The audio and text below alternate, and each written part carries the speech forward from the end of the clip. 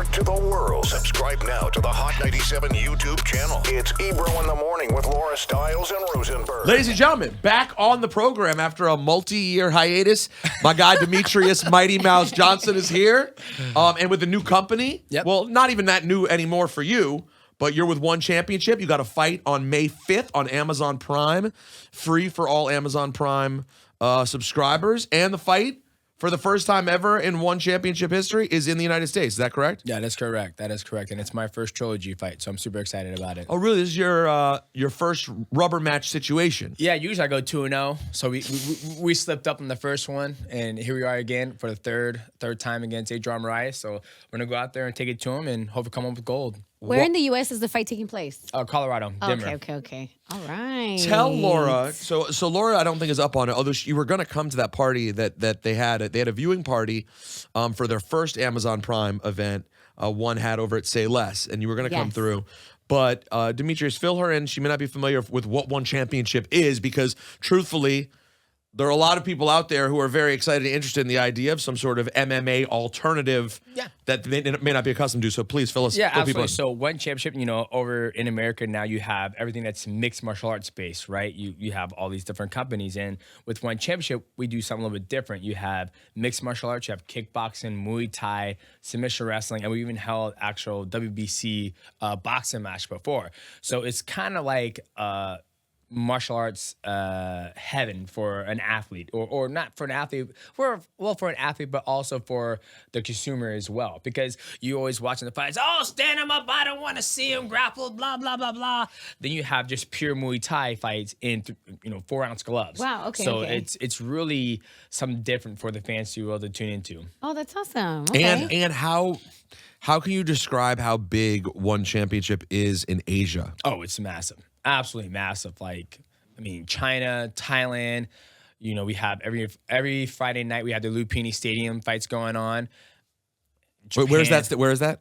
That's in Thailand. That's in Lupini Stadium. It's like kind of like MSG over in the east. So like 15, 20,000, something like that? Oh, I don't know how much it holds, but it's absolutely massive. Like in Asia, it's, massive. And you said that's how often over there?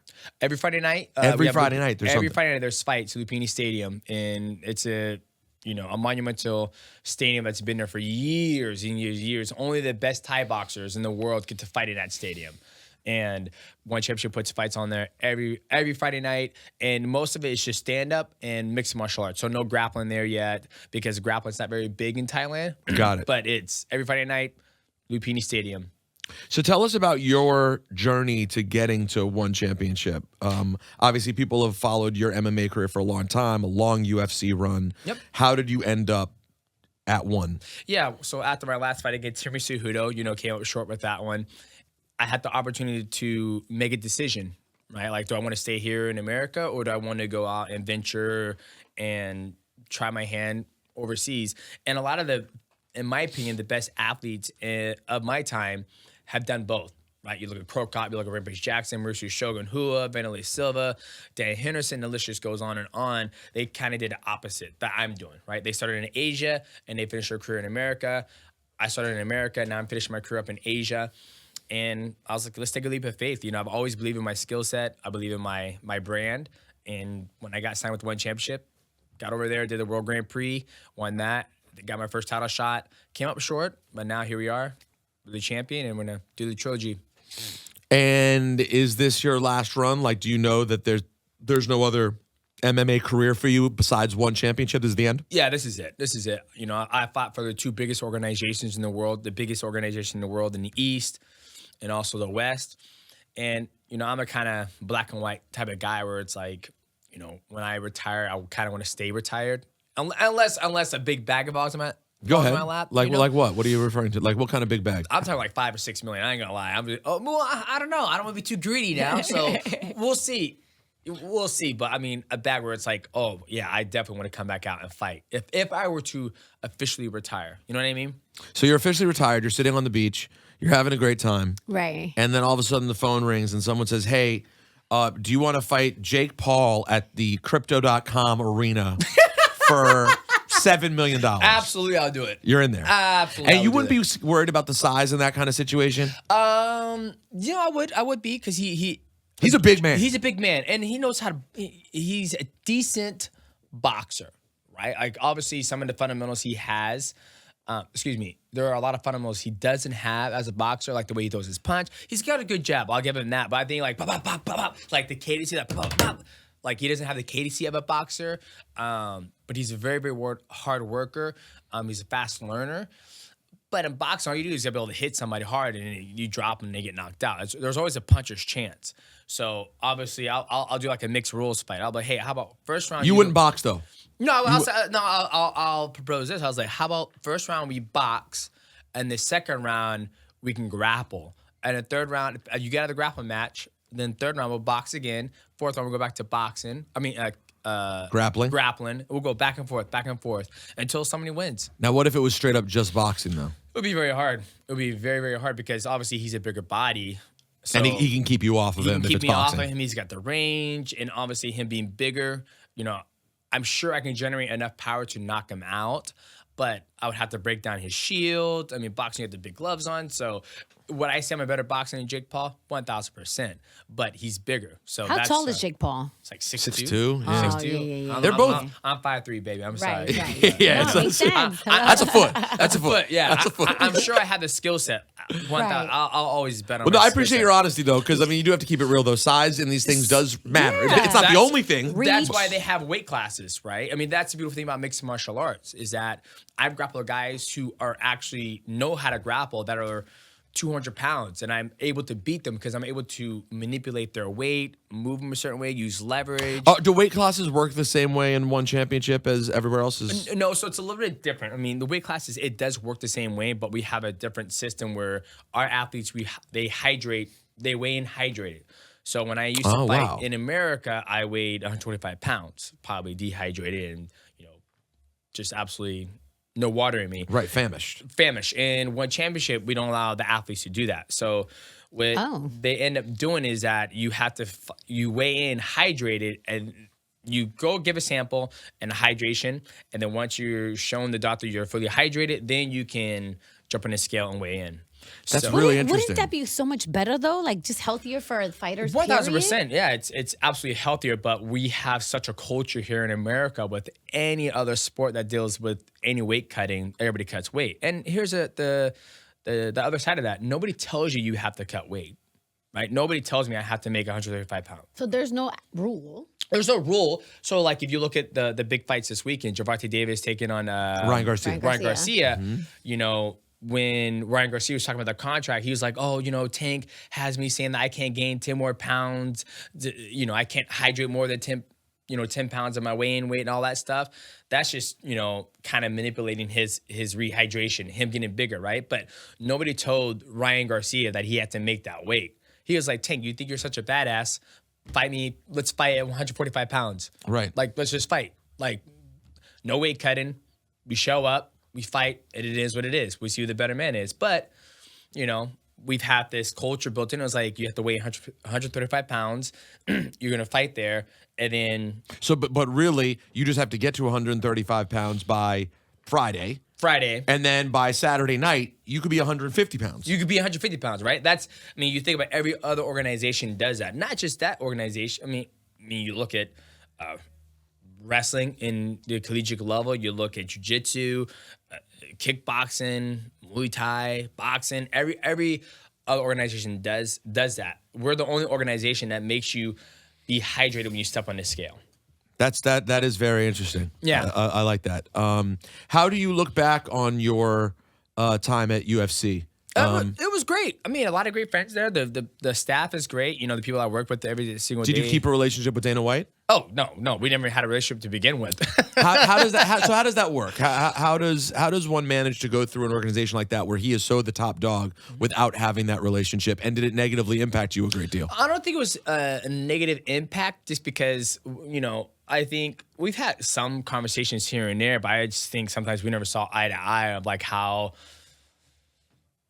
I should be paid, I guess you could say. But, every organization or every relationship is not always going to, you might not have a relationship with every single boss that you have. You know what I mean? And I feel like with Dana, he had so many athletes to rally up. Like you had I was one athlete under a roster of 356 athletes, right? So for me, I never took it personal. I mean, does it suck that, when somebody signs to the organization, they make more money than you, they're not even a champion, or it's their first fight? Yeah, hell yeah, it pisses me off. But I understood that. Do you think that was biased towards your size? No, not biased towards my side. I just think it was just my popularity, right? It becomes more of a popularity contest instead of being the best fighter in the world. I think at that time, or even to this day, the best fighter in the world doesn't get paid the most money in the world, right? And then, the hindsight to that is that, well, the best fighter in the world doesn't have the most eyeballs on him, right? You look at Jake Paul.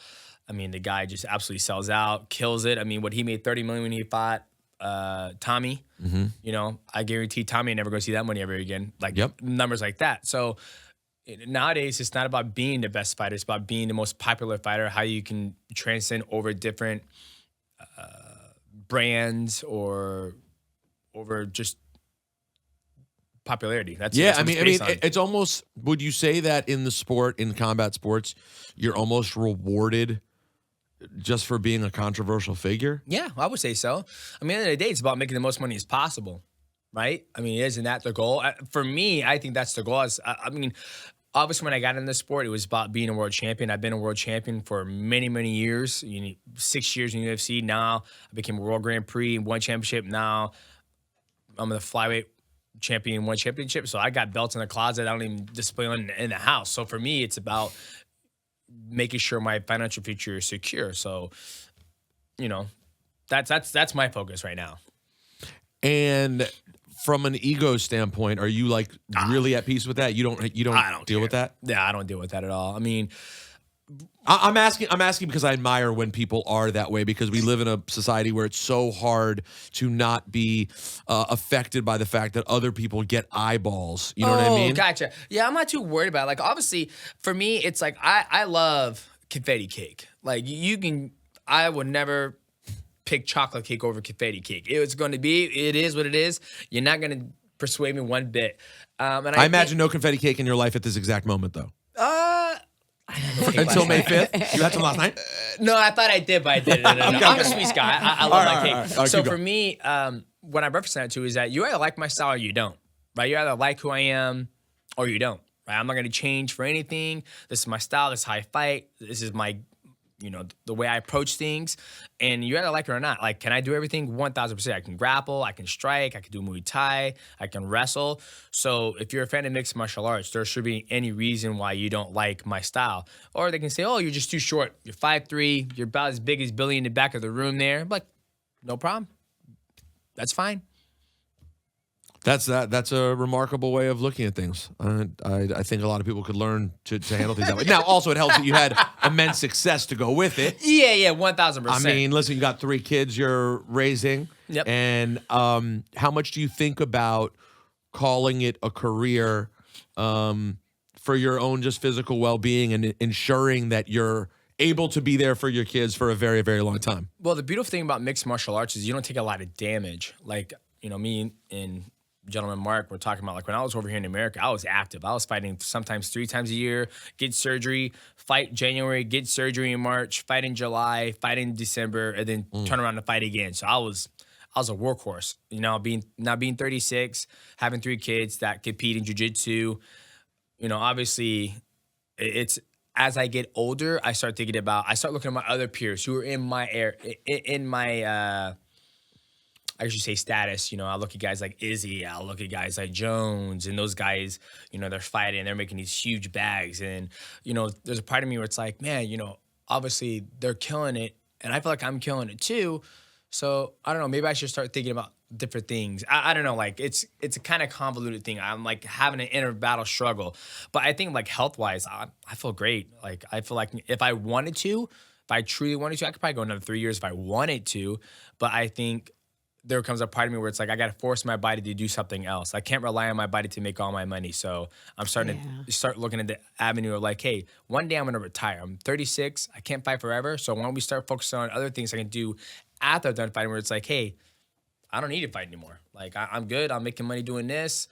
I never cared about being like, oh, I'm a macho man. I can beat everybody in the room. I'm like, hey, I'd rather come to the room, have a glass of, tequila. Like, okay, I'm good. I'm going to go home, wife, kids, and See you guys tomorrow for work. Bye. Outside of fighting, though, what are you passionate about? Like, what do you see yourself doing? Like, do you have already businesses in place? Yeah. So I have a couple of businesses in place. You know, I'm a huge health nut, you know, Okay. so I have, you know, I don't want to plug anything. So I have some stuff Plug coming down. away. Go ahead. Yeah, so I please. have my caffeinated energy bar, Quantum Energy Squares. We just got into HEB, which is a huge Texas chain out there. That's cool. I also have Portable Consultants. I have Zekin. It's a platform. So my passion. What's the platform? It's called Zekin. So Okay. it's basically a platform. So you have so many different platforms out there where you can communicate with your community on different levels, right? And Zekin is another form of a platform where it's a live interactive platform where you can interact with your community. I love creating content. I'm on YouTube. I shoot.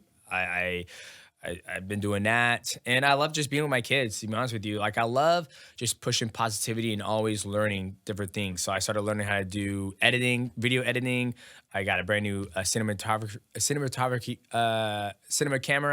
So I'm just trying to stay busy, always continue to learn. Well, Demetrious Mighty Mouse Johnson is taking on his Adriano Moraes, your rival. This is a rubber match. This is the third time. I don't have rivals, man, because I think we have a rival that some of you like you're mad at, or I gotta get him back. And You all don't that have stuff. you don't have any beef with I him. don't have any beef with him, man, because it's Just a good matchup. Just a good matchup because you spend such little time with this person, right? Like after this fight, I will never have to. I don't have to think about it ever again, right? Same thing with John Dotson. Me and Joseph Benavidez, we went and saw Coldplay together in Toronto, right? We fought twice, and you know now he's off becoming a real estate agent in Vegas. He's doing very well for himself, and so you spend a very small part. Did you ever have anyone that you had a rivalry with that you really didn't like? I think John Dotson, that was the only person. But then after everything was done and said, I was like, you know, he's fighting still in bare knuckle fighting. And I think he's 2-0 over there. So he's still competing. So for me, you spend so little time with these guys where it's like, I don't have the energy. They can't live in this space up here. It ain't rent free, you know? So for me, we'll fight May 5th on Amazon Prime, you know, 8 p.m. Eastern. And after that, we're going to move on with our life and do something else. Well, I strongly recommend you check it out May 5th on Amazon Prime, as you just mentioned. Johnson Moraes III, ONE Championship, doing an excellent job. The broadcast is incredible. I think you will really enjoy it. And as you know, it's your third time here. Doors always open, man. Whatever you got to promote next time. Maybe it's maybe it's a new energy bar. Maybe you become a cartoon character, kids' books. There's so many things that you could do out there. That is true. So many things, but I want to do the thing that I'm passionate about. I mean, I figured it out, but sometimes the passion doesn't keep the lights on. That's exactly right. So for right now, you're keeping the lights on by beating people's asses, and that's what you'll see May 5th, Amazon Prime. Mighty Mouse, good seeing you, man. Thanks, man. Thank you.